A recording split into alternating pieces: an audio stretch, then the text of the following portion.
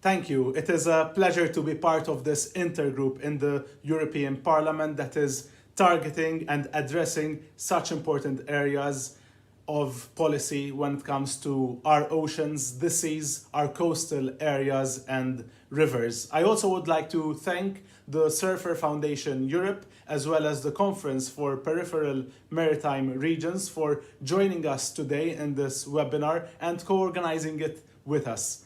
We are here today to talk about the dreaded but inevitable consequences of climate change that our generation and future generations will have to face and adapt to.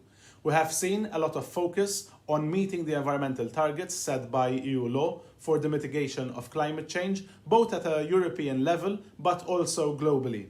Whilst this is important, there is a parallel exercise which is equally important and just as urgent. This is the need for Europe and the world to equip itself with the necessary tools to face those consequences of climate change which unfortunately we will not manage to avoid. European coastal and maritime areas are amongst the regions which are most vulnerable to the impact of climate change. We are seeing a global average increase in sea level rise of 1.7 millimeters per year.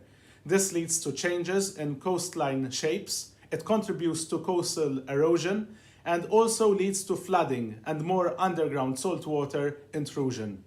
Increasing sea level affects a substantial number of European citizens, given that the coastal areas are home to about 40% of European citizens, including myself.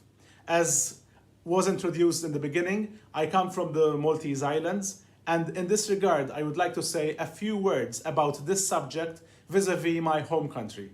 As a country characterized by high urbanization and population density, particularly along the coastal areas, our vulnerability to the risk of coastal erosion is of major concern, particularly in view of its impact on the formation and natural characteristics of the coasts and its potential to increase hazardous risks.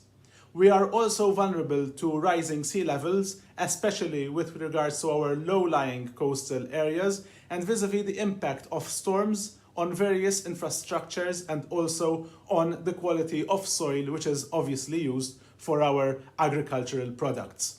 Malta has a strong tradition of spearheading initiatives of global environmental significance, such as the initiative at the 1967 United Nations General Assembly that culminated in the adoption of the 1982 United Nations Convention on the Law of the Sea, and Malta's action at the United Nations General Assembly in December 1988 that inspired the United Nations resolution on the urgent need to conserve climate in the interests of mankind by protecting it against negative man-made changes and recognizing climate change as a common concern requiring timely action.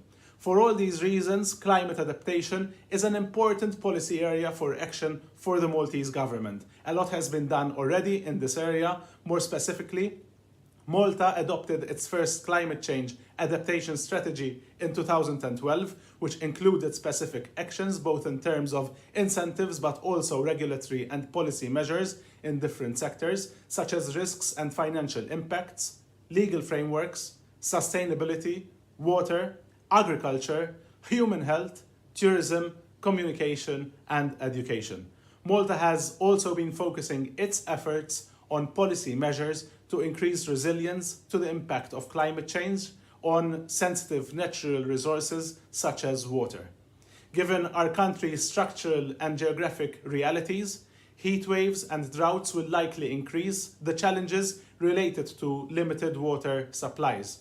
In view of these challenges, Malta made the move from the traditional use of cisterns and reservoirs to non-conventional water resources, such as the introduction of reverse osmosis desalination in the 1980s as the first country to do so, followed very well as well by Israel. More recently, the government has launched the new water program for the development of an annual production of high-quality water suitable for safe crop irrigation. The project involved the development of 3 water polishing plants which upgrade the quality of treated water from the island's 3 urban wastewater treatment plants to irrigation standards. The project has the capacity to potentially address around 35% of the current total water demand of the agricultural sector. Moreover, other measures have been implemented for the protection of soil erosion, like the restoration of rubble walls, as well as maximization of natural and water resources, for instance, through valley management projects.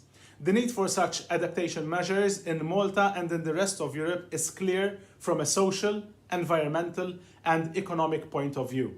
In this regard, I welcome the new EU strategy on adaptation to climate change, which was adopted by the European Commission last February, especially in relation to its emphasis on nature-based solutions, safeguarding availability of fresh water, addressing knowledge gaps, investing in a stronger global engagement on climate adaptation, and the links with the biodiversity and nature restoration. Finally, I also welcome the recognition of climate adaptation as a priority in the recovery from COVID-19.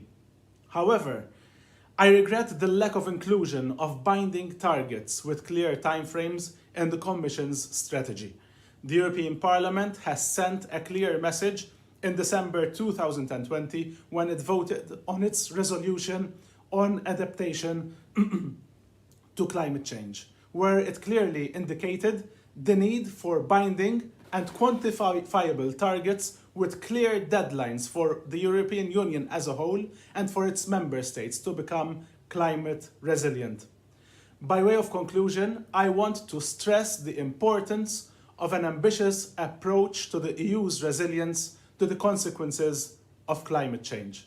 The EU has a moral responsibility, I believe, to set an example to the rest of the world in this area, and concrete targets are necessary to send a clear message that adaptation to climate change is a political priority for the European Union as a whole and for all of its member states.